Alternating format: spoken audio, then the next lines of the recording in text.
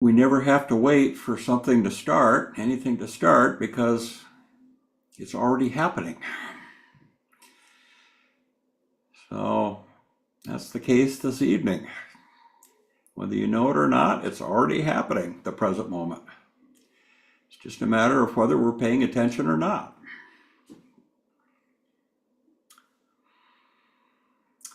So welcome to Mission Dharma.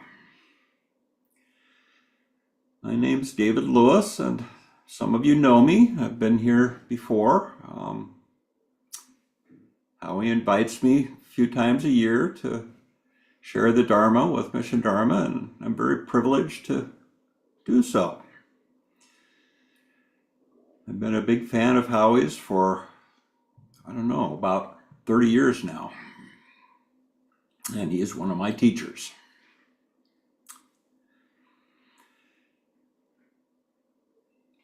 So we're going to start out, as usual, our meeting with a meditation.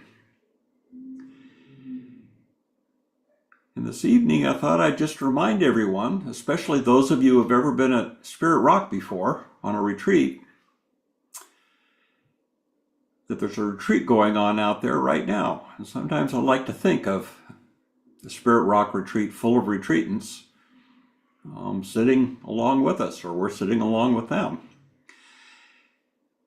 And this particular retreat that's going on at Spirit Rock right now is being led by the esteemed Buddhist monk Ajahn Amaro. He's English, and he's one of the senior teachers, senior ajahns in our tradition. He's an author, he's a wonderful teacher. And the reason I'm mentioning him is because he offers one of my favorite meditation instructions. And it's also one of the simplest. And his meditation instruction, which he often repeats and gets quoted on, is this. He invites us to rest in the peace and ease that is the natural peace and ease of body and mind. Just as simple as that. Rest in the peace and ease that is the natural peace and ease of body and mind. So what that suggests to us is that the peace and ease that we seek in meditation is our natural state if we allow it to unfold. We don't have to make anything happen. We don't have to strive. We simply allow our experience to be whatever it is, without struggling, without trying to manipulate it or control. And that results in a certain amount of equanimity, even if perhaps you have a busy mind where there's a lot going on, or maybe some aches and pains. We can still find ease and peace, and indeed joy in our meditation. So please find a comfortable seated position, or perhaps lying down for some of you, or maybe even standing up. Posture that allows you to be both alert and relaxed. If you're comfortable, letting your eyes gently close, turning the mindful gaze inward, and noticing how that changes your experience. Closing the eyes. What I'm noticing is the other sense doors open up when my eyes are closed. I'm more aware of sounds. I just heard a vehicle passing by outside. And the sound of my own voice.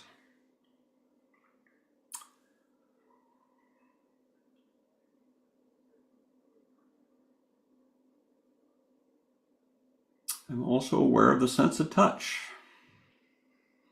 of my body resting in my chair. my hands in contact in my lap, my feet on the floor. All of these touch points reminding us that we're in a body. Even though our eyes are closed, we know we're embodied. And like our other sense doors, taste, smell, touch, hearing, seeing, and cognizing, this only happens in the present moment. The body only happens in the present moment. So if you find yourself getting lost in meditation, the mind wandering, all you need to do is come back. Bring your attention back to the body, to the breath, or even attending to the sense of sound, to ground yourself once again in the present moment.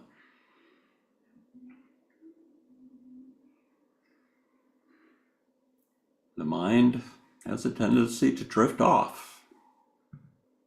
When it does, it usually goes into the past or the future, or into some story or fantasy.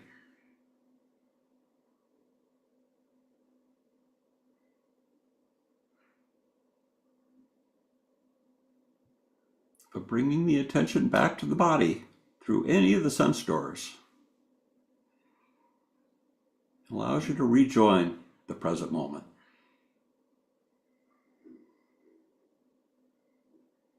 And relax.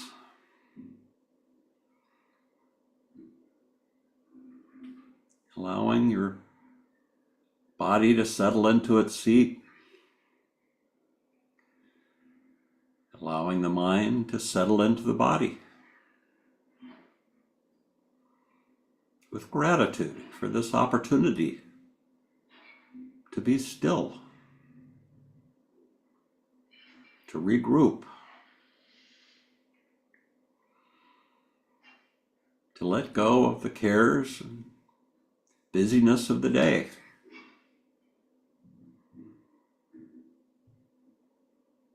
And simply abide in the present moment, where you may find that there are no problems.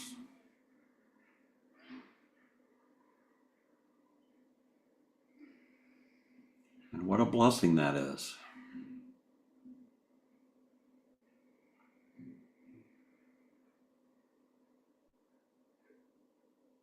You may wish to begin your meditation by following the breath for a while. Indeed, you can stay with the breath for the entire meditation if you wish. That's a concentration meditation practice.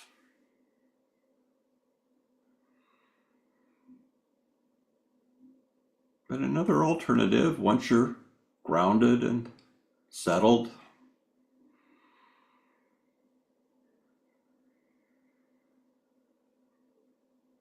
is opening up your awareness to other physical sensations besides the breath.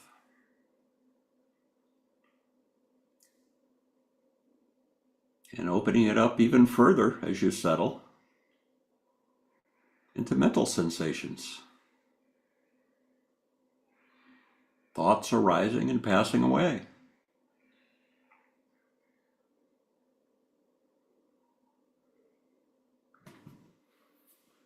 Thoughts aren't a problem in meditation, as long as we don't attach to them, follow them, or feed them.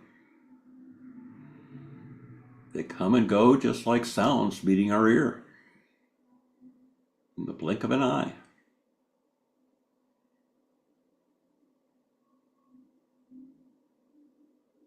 Just let the thoughts arise and pass away of their own volition, without trying to prevent them or encourage them. They're just another sensation, like sound, like touch,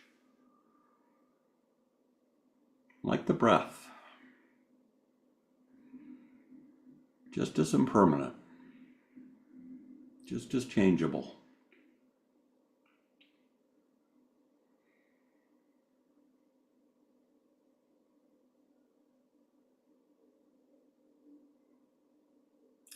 So whatever it is that you're experiencing right now in your meditation is the right thing. Just what you should be experiencing.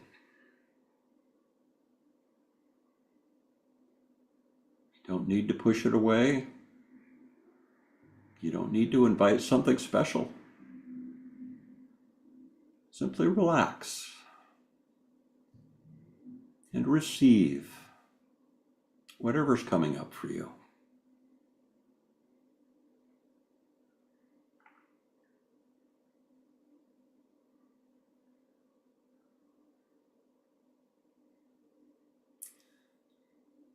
Rest in the peace and ease that is the natural peace and ease of body and mind.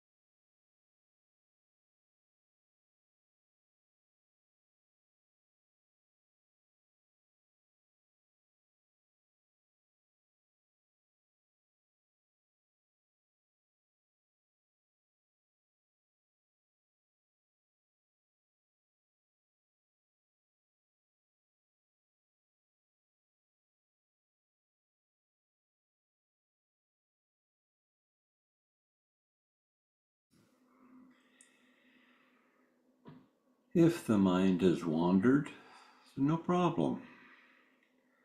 With mindfulness, at some point you'll notice that's happened. And the invitation is to gently bring your awareness back to the body, to the breath.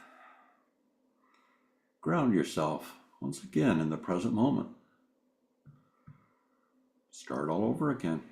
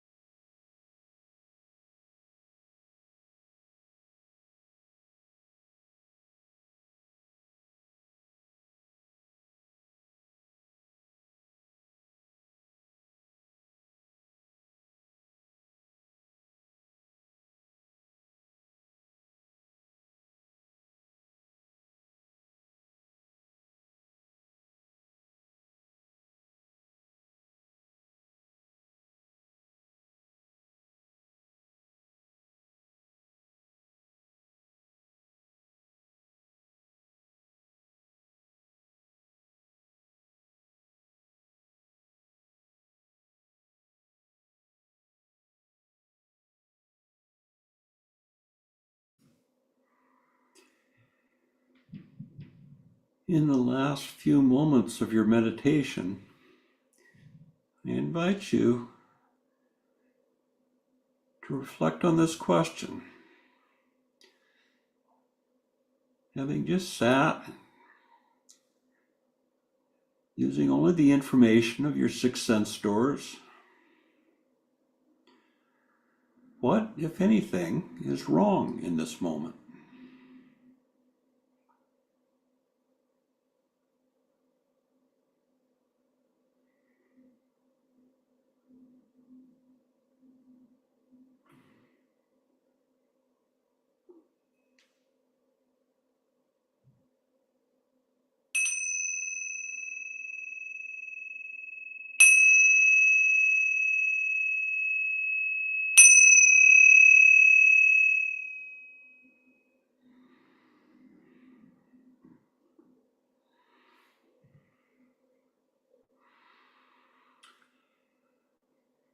I hope maybe you found nothing was wrong. And maybe that was a surprise. So I think I'll turn it over to Catherine for any announcements we have before the talk. Okay. So one retreat announcement. Howie is co-leading a retreat with the SF Insight Dharma Center teachers, John Martin, Anushka, I'm not sure how to, Fernanda Poli, Eugene Cash, Pamela Weiss, and Victoria Carey. It is now open only to being on the waiting list, but I have often gotten into retreats from the waiting list at Spirit Rock. So if you want to go, I recommend giving it a try. It's Monday to Sunday, July 29th to August 4th. And I just put the information and the sign up link for that wait list in the chat. And just wanted to remind you about the tradition of dana, generosity. If you feel moved to give to support the Sangha and our teachers, David Lewis, Howie Cohn, any other teacher who might come and be there to share the Dharma, you can do so. And there are various ways to give Dharma, and I will also put that information into the chat in just a second. And I just wanted to say, David, we're always so happy to have you come and teach and sit with us. So thank you so much. And thank you, Catherine. And I'm happy to be here. Happiness, in part, is what I wanted to talk about a bit tonight. At least in part because, I don't know, it just seemed to me that I haven't heard a lot of talk about joy lately. So I've been reflecting on that because it's such an important thing in Buddha's practice, joy. And maybe it's just my perception, or maybe I'm not hanging out with the right people. Who knows? But I do have a sense that a lot of us feel a little guilty about experiencing or extolling joy when there's so much suffering in the world. We somehow think there's something wrong with that. And I think that might be, at least in my case, a bit of my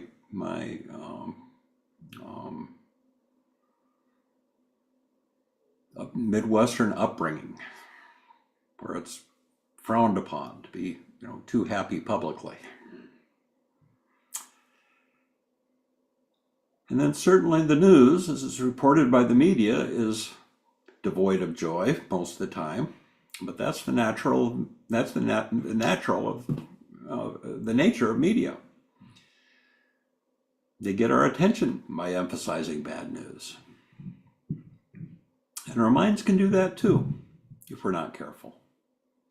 We can so easily become overwhelmed by what's wrong in our lives and in the world, and blind to what's merely satisfactory. That's called negativity bias. We look around and see disharmony rather than harmony. But I think the Buddha, as I said, would take issue with that. He believed that joy is an essential part of our humanity, and we should value and cultivate joy no matter what's going on in our lives. Everything doesn't have to be perfect to be happy. Not that there's anything wrong with informing ourselves about and acknowledging the problems of the world. Acceptance is an important first step in taking any actions that are within our power to fix things, to make the world a better place.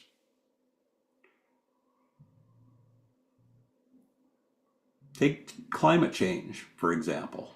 It's an issue that most of us care about, but it's a big one. It's kind of overwhelming. So we, including our governments, have a tendency to put it on the back burner and not take action because it just seems like too big a challenge. That's denial. That's not accepting the urgency of the problem. So, addressing climate change, doing something about it, requires first accepting it as a reality. And action, after all, is the English translation for the Pali word karma, or Sanskrit word karma, kama in Pali, karma in Sanskrit. And the law of karma stipulates that it's our actions in the present moment that will determine our future karma. Roshi Bernie Glassman, who was the founder of the Zen Peacemaker Order, said, "The world is what the world is, and I will work in the best way I can to do the healing I can, to take loving actions." When Roshi Glassman said that the world is what the world is, I think he's acknowledging that the world, and indeed life, is an imperfect place. Life is inherently challenging. There are a great many things that we can't control, as much as we might want to. And simply wishing that they were otherwise is a sure formula for suffering. We must take what action we can where we're able, but we must also recognize that we can't control and cultivate the ability to accept these things. I had an insight back during the pandemic a couple of years ago. And I suddenly saw one day that when I wrung my hands and lamented the state of the world, all I was actually doing was adding more suffering to the mess. That was my contribution. And that insight has really been useful to me because it now makes me think twice about complaining. More often now, I think it's like this. But it's also important to understand the ways that we are the authors of our own suffering. Joseph Goldstein goes so far as to claim that we are 100% responsible for our own suffering. We say that we're sad because someone hurt our feelings, or angry because of injustice, but those common human feelings are just our own reactivity. We don't have to be reactive when someone hurts our feelings. The Burmese meditation teacher U Tejaniya says that nobody outside of this mind can upset it, make it angry, averse, afraid, happy, joyful, or grateful. Nobody outside of the mind triggers it. The mind is responsible for its own feelings, gladness, and suffering.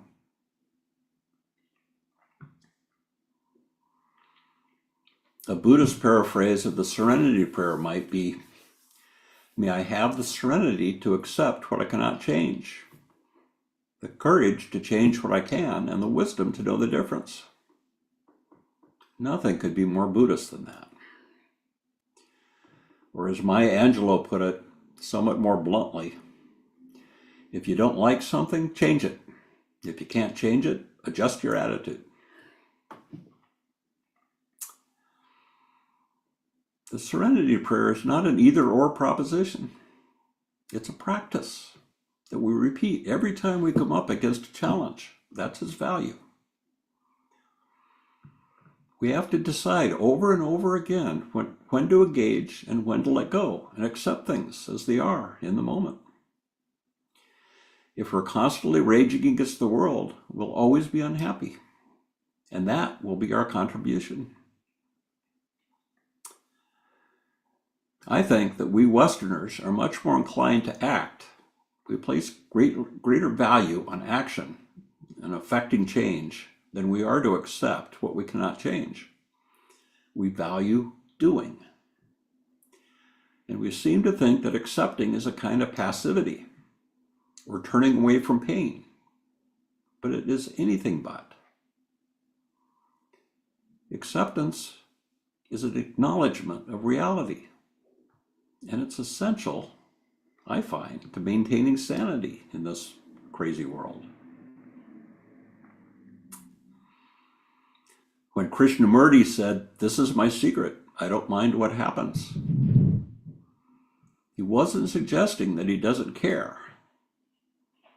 He was saying that he finds some peace in accepting what he cannot change. This is a lesson that I'm still learning after 70 years of life.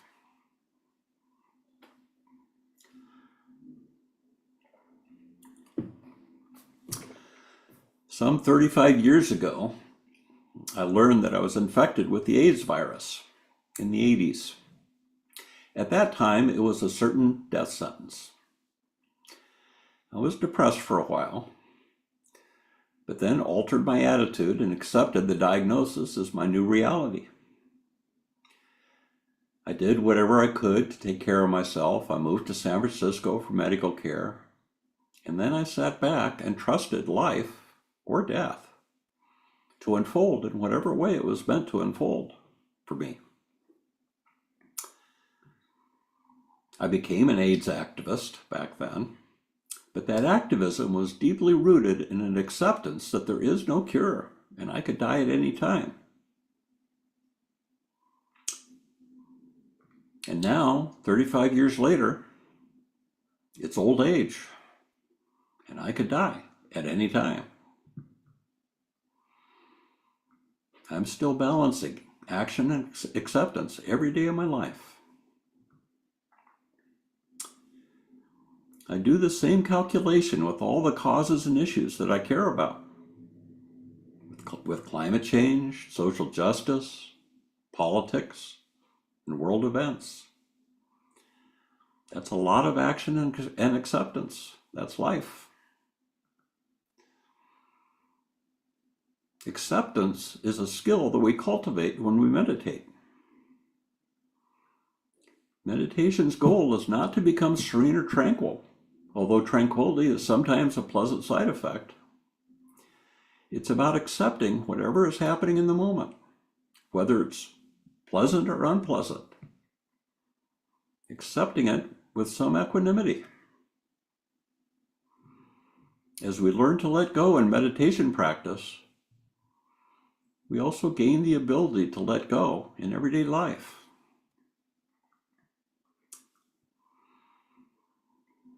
I was already a practitioner when I got AIDS, but being told that I didn't have long to live lit a fire underneath my practice. I developed a new perspective on what was important to life. Encountering suffering can have that effect. I practice both for my own peace of mind, but also that of my community. Both my comrades who are dying every day, and also the caregivers and volunteers and the professionals. It seems so important to do something to foster peace and joy in the midst of so much dukkha, so much pain and unreliability.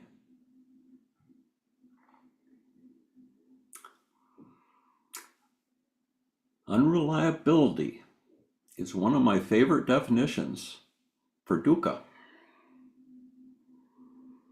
Dukkha, we know, is the first noble truth. It's central to the Buddhist path. He described it as both a characteristic of existence, a fundamental characteristic of existence, and also as something that we can overcome. And I used to find this to be a paradox, but now I understand that there are different facets of dukkha. Dukkha is the inherent unreliability of life, but it's also suffering, or a reactivity, our reactivity to that unreliability. When I accepted what I believed to be a terminal diagnosis, I let go of wanting it to be something else. Then I was free to be happy again.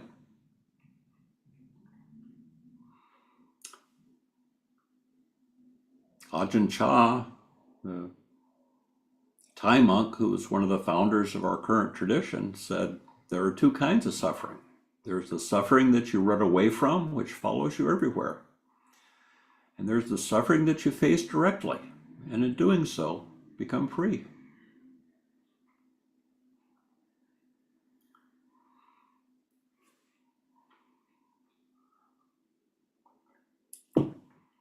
The Buddha famously said, I teach only suffering and freedom from suffering. But how often do we neglect that second part of that statement? I teach only suffering and freedom from suffering.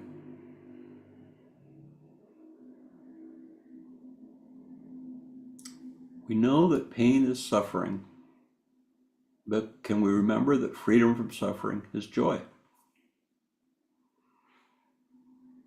And are we willing to grant ourselves that joy?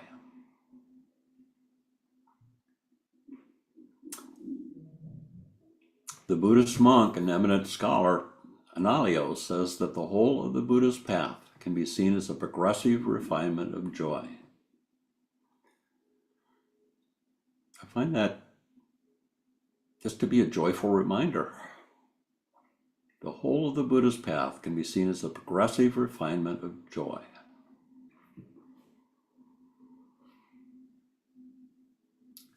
Happiness, or sukha in Pali, the Pali language, is the opposite, or what we sometimes call the far enemy of dukkha.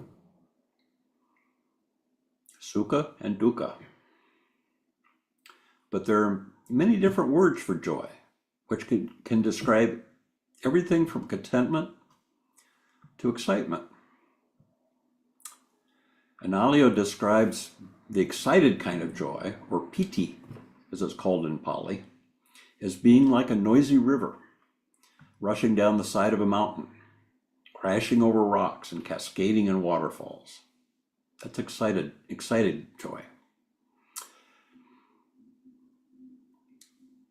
Happiness, or sukha in Pali, is like when that rushing river pours out into a placid lake, losing itself in a larger body of calm water.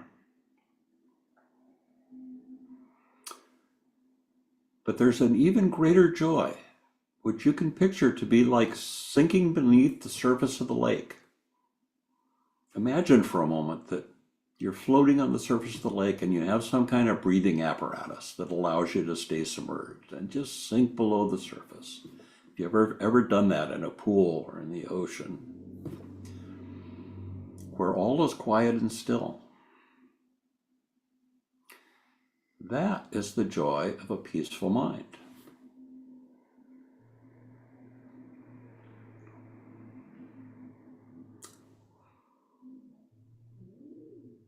The Burmese teacher Sayadaw U Pandita said that when the mind indulges in distractions, it becomes agitated. This is the usual state of affairs of the world, as we can observe. In their quest for happiness, people mistake excitement of the mind for real happiness. They never have the chance to experience the greater joy that comes with peace and tranquility.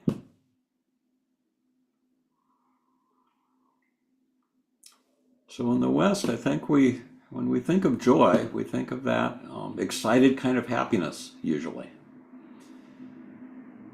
And sometimes we altogether miss the contentment that U Pandita says is the greater joy, a greater joy that comes with peace and tranquility.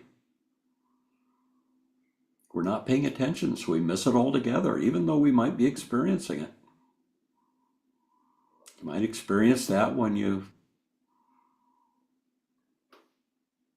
are simply watching clouds pass through the sky, or a hummingbird sitting on a branch. That's peace. The mind is at rest. So through our practice, we can learn to cultivate that and pay attention. When the Buddha talked about joy, he also talked about a type of joy called mudita, which is one of the Brahma Viharas, one of the divine abodes. Sometimes defined as empathetic joy or sympathetic joy. And he emphasized that this is specifically the joy that we feel in response to the happiness of others.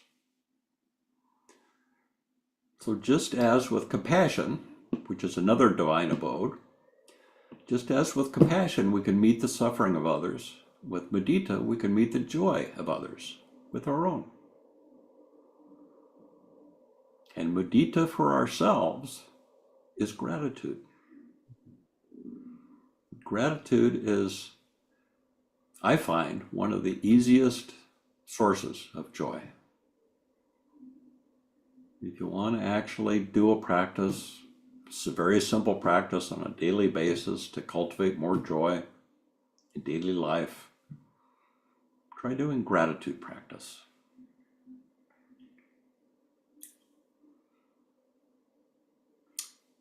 It's possible to experience joy and gratitude for that matter, even in the midst of suffering, our own or others.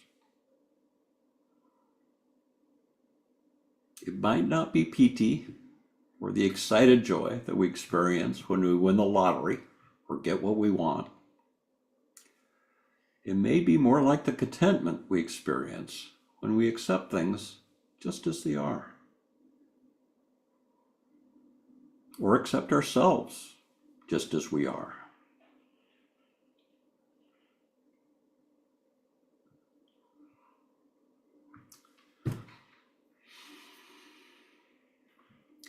Back during the AIDS epidemic, I led a weekly meditation group at the Zen Hospice Project, where I volunteered. And the group was open, of course, to the residents of the hospice, all of whom were actively dying.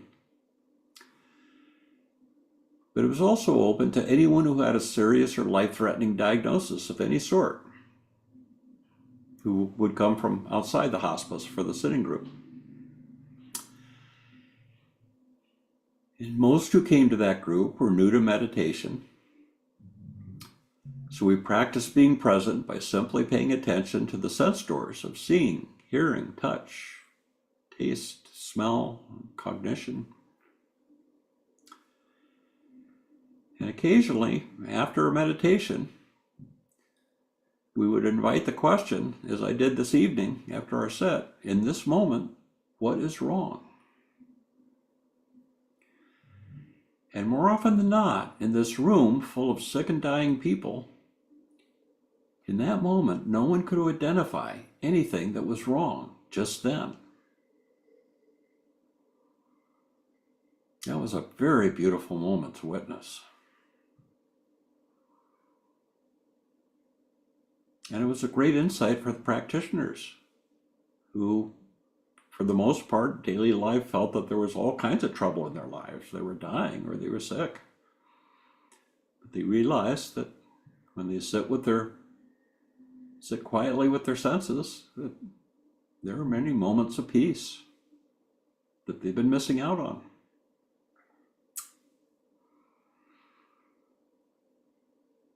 The mission of the hospice was to help people find peace in dying. But we don't need to be sick in order to learn how to find peace in the midst of suffering. This practice cultivates peace and contentment even joy, no matter what's going on in our experience.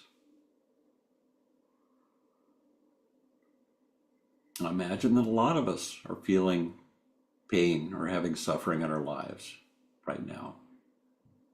And if not in our own lives, we're feeling the pain of the world. The world that we encounter every day through the news. It's relentless. But we can find peace in the midst of that pain by turning towards suffering rather than away from it. A lot of people are drawn to Dharma practice by the promise of the alleviation of suffering. That might have been one of the first things you heard about Buddhism, as the Buddha said, oh, we can get rid of suffering. But if you just want to get rid of your suffering, it can be a rude awakening to be invited to turn toward it. We lose a lot of folks at that juncture. But for those of us that stick with the practice and pay more attention to our own direct experience rather than what we read in books, we will eventually come to understand that peace is always right here, right now. And we learn how to rest in the natural peace and ease that is the natural peace and ease of mind and body.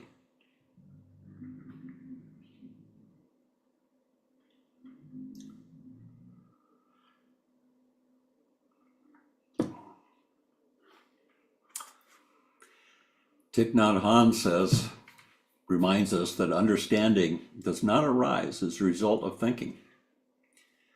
Understanding is the result of a long process of conscious awareness. Sometimes, he says, understanding can be translated into thoughts. But thoughts are too limited to carry much understanding.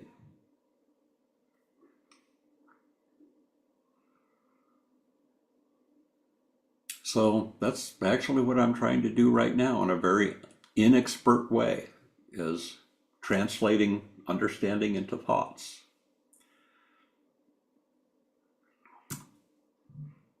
This long process of conscious awareness is what we practice in meditation.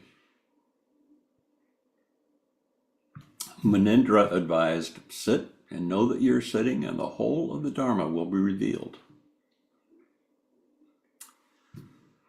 You might not have noticed it, but the most educational part of our Sangha meeting this evening was the sitting in silence, not this Dharma talk. Were you tranquil or were you restless? And if you were restless, could you simply accept it?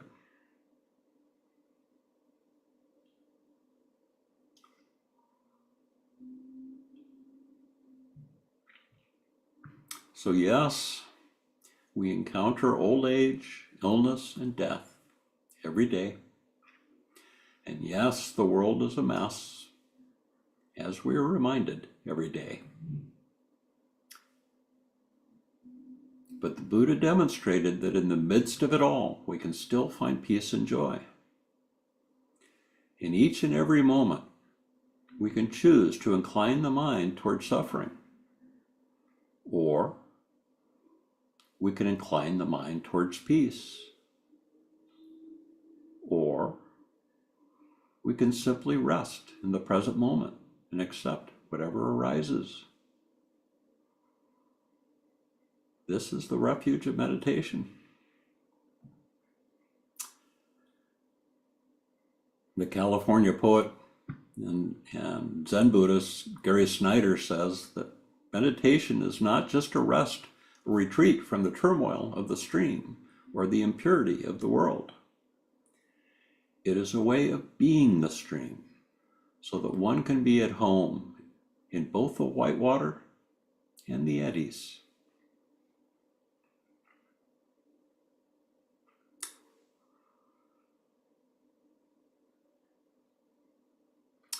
I would go so far as to say that we have a moral responsibility to cultivate peace and joy every day in the midst of it all, nothing left out.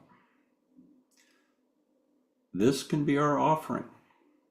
This is how we can contribute to making a peaceful world, rather than just adding more suffering.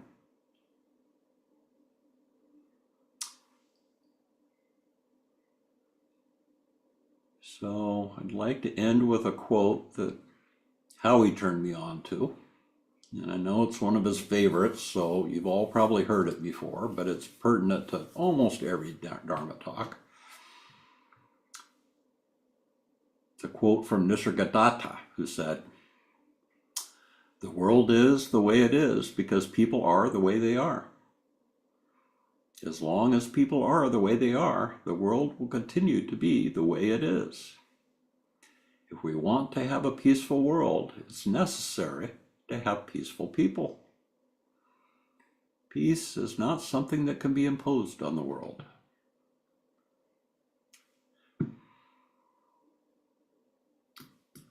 So that was a lot of talking. Thank you for your kind attention. And I'd like to invite any comments or questions or reflections from the Sangha. Wisdom of the Sangha is sometimes truly the best part of Sangha meetings. And I can't see everybody on one screen, so if I don't see a hand up, please unmute yourself and just speak up.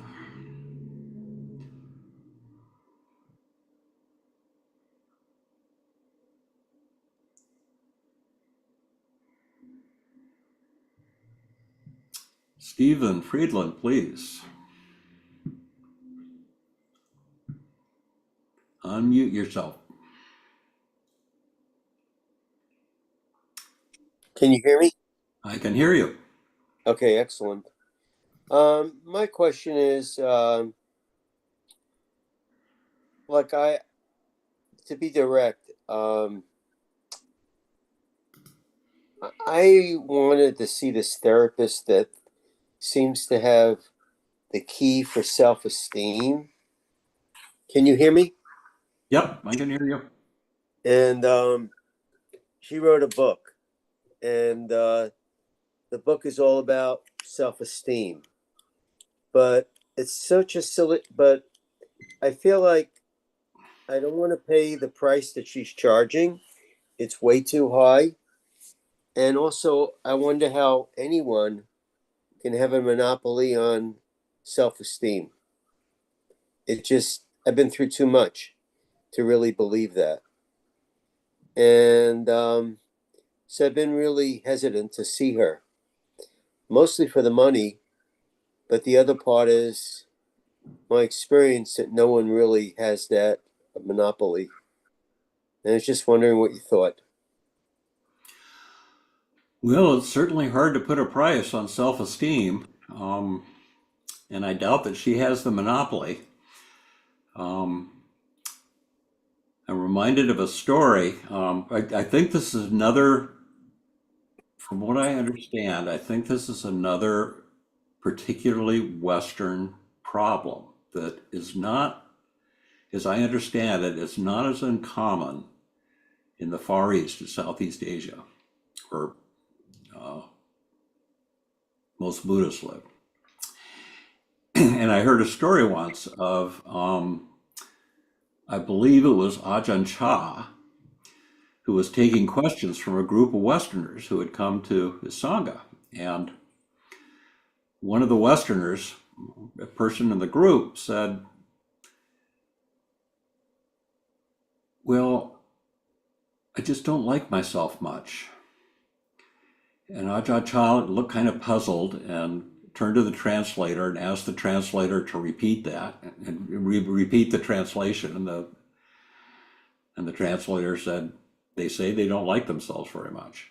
And Ajahn Chah just looked shocked and looked at the person and said, "Well, don't think that." Which is maybe not the most compassionate Buddhist response, but it was really completely unique question that apparently he had never encountered before he met Westerners. So, yeah, self-esteem is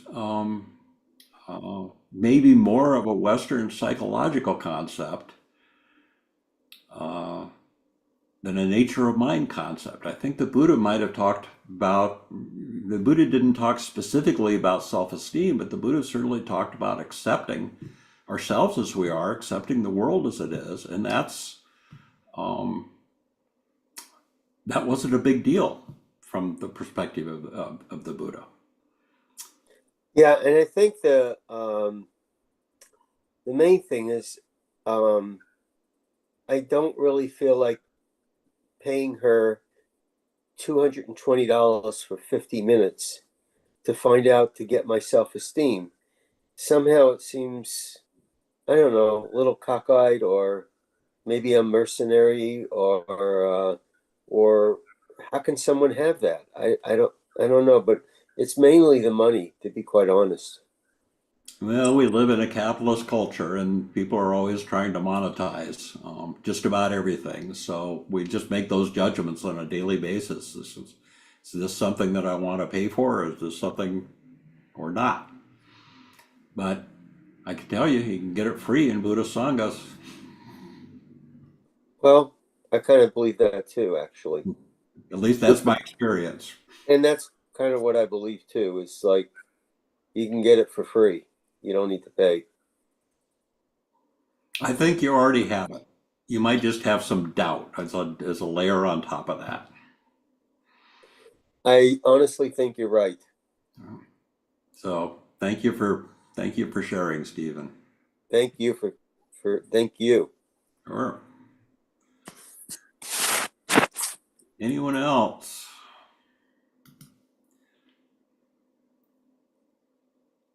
Lisa has a hand raised, Dave. Lisa, please.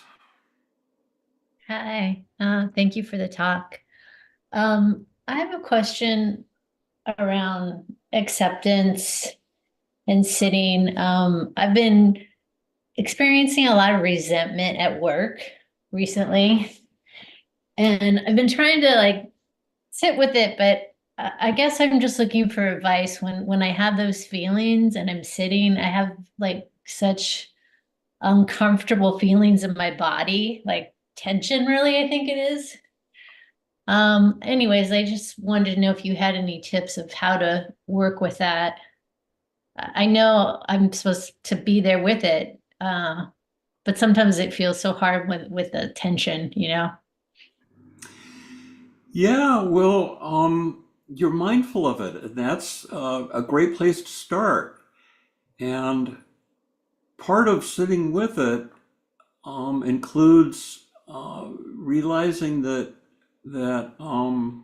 it's painful, which you have. You talked about it being tension and it being painful, but Howie, I don't know if he has done it recently, but Howie often says sometimes we just need to put our hand on our heart and say, "This is dukkha.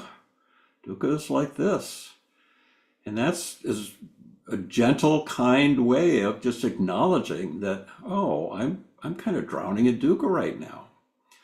So whether we're blaming it on work or the world outside, or whether we recognize that it's something we're generating ourselves, just acknowledging it sometimes softens it around the edges. But also realizing that this is that most of our negative feelings are reactivity, as I talked about in the talk.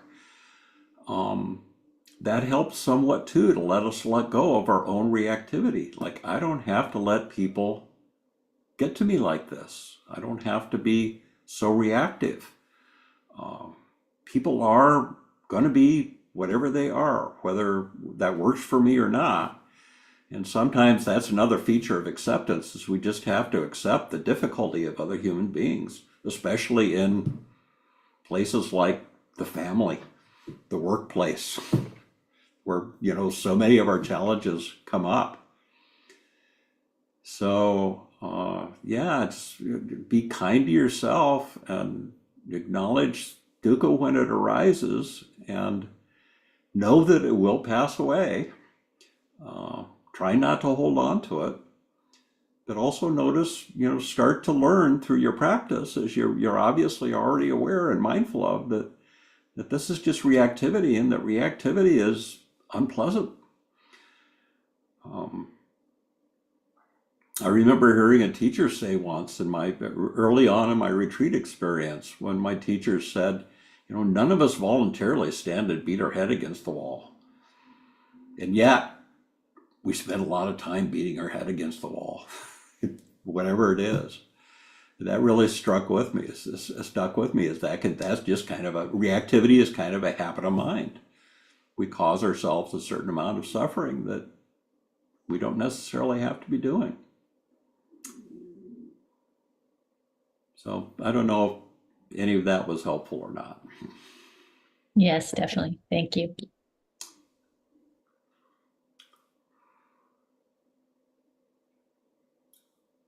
There's a lot to be reactive to in the world, and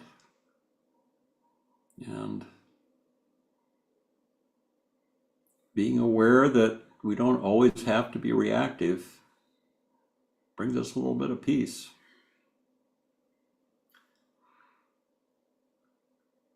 Anyone else? Any other hands? I'm really enjoying the wisdom of the Sangha here. It helps so much to have these personal examples of what we're talking about, of acceptance and dukkha.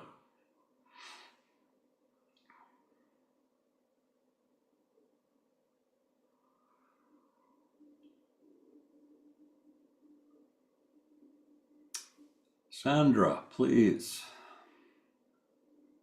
You're muted. There you go. Hi. Hi. Thank you. You said something earlier that I'm responding to. Can you hear me okay? I can.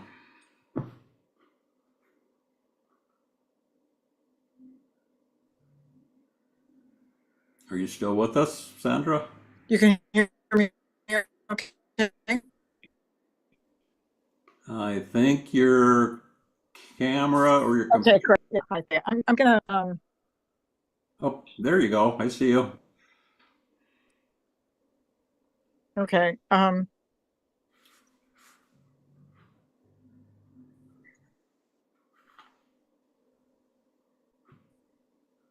not sure I'm gonna present this very skillfully, but I'm just gonna go ahead and say it. You made a comment, how can one experience joy in a world that is so crazy and chaotic and whatnot. And my comment is the experience of joy is a in the moment, spontaneous experience that I would not want to inhibit myself from having. So I just really felt that what you said was a thought that was depressing, and judgmental in a way. How can I experience joy? The cultivation of joy is tricky, but I just wanted to say that because it kind of hurt my feelings in a way. It just was like, wow, yeah, there's a lot of crap going on and I can still experience joy. So I want to counter that, I guess. I just want to say that. And yeah, so it's like I don't want people to be saying that to themselves. Gee, how can I experience joy when XYZ is going on? That's not our practice to go out telling us what to do. Because if we're not experiencing joy when it comes up, then we're not practicing our practice. And if we're criticizing how bad the world is, then we're not doing our practice either. So I just Maybe I've just said enough. Does that make sense? Yeah, actually, I think you and I are saying exactly the same thing. Well, it didn't come across, I mean, I'm picking up other pieces in your talk, but it didn't come across as,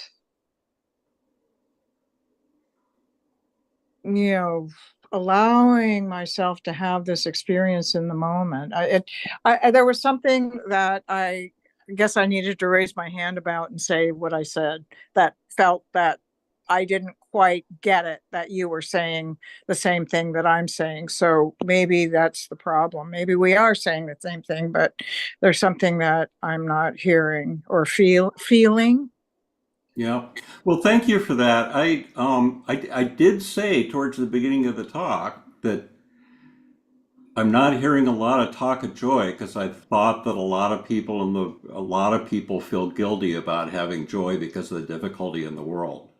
I wasn't recommending that. I was presenting that as a problem, which I hear you doing also. Well, I heard that, but that's also part of our practice, is to look at our guilt and what's that all about, you know? Sure. Absolutely. So thank you for sharing that. I appreciate it. You're absolutely right. Joy is an experience of the moment, and we shouldn't do anything to allow anything to stifle that. That was my poor communication. I apologize for that. Okay, thank you. Thank you for letting me share You're or welcome. have this conversation anyway. All right. Thank you for sharing. Mhm. Anyone else?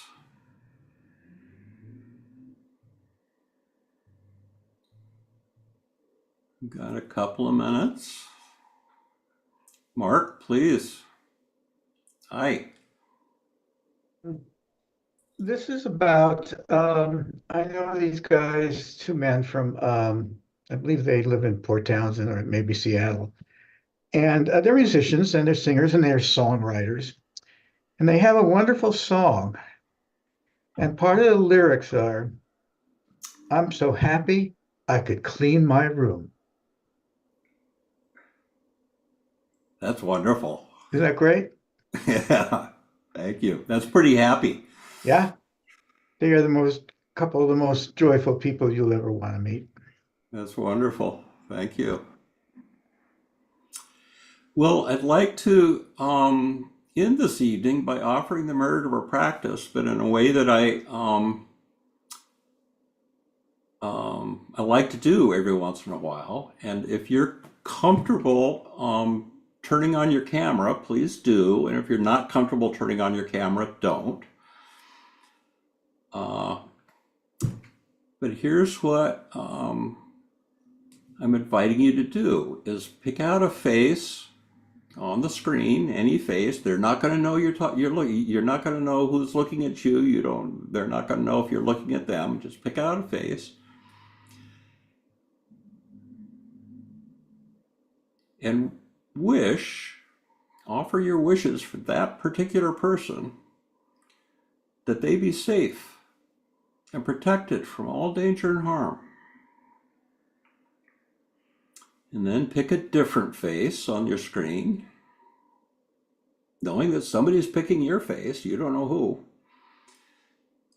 and offer your deepest heartfelt wishes to that person, that they be healthy in body and mind. And now pick yet another face. May you live with peace and ease.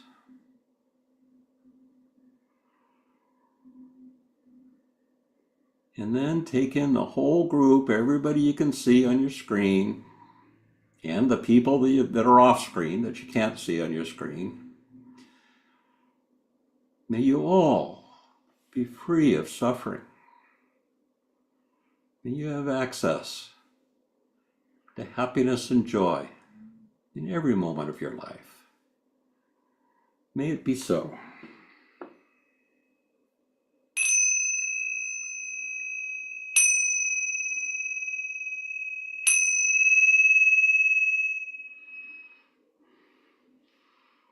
Thank you for your kind attention, and thank everybody that shared this evening.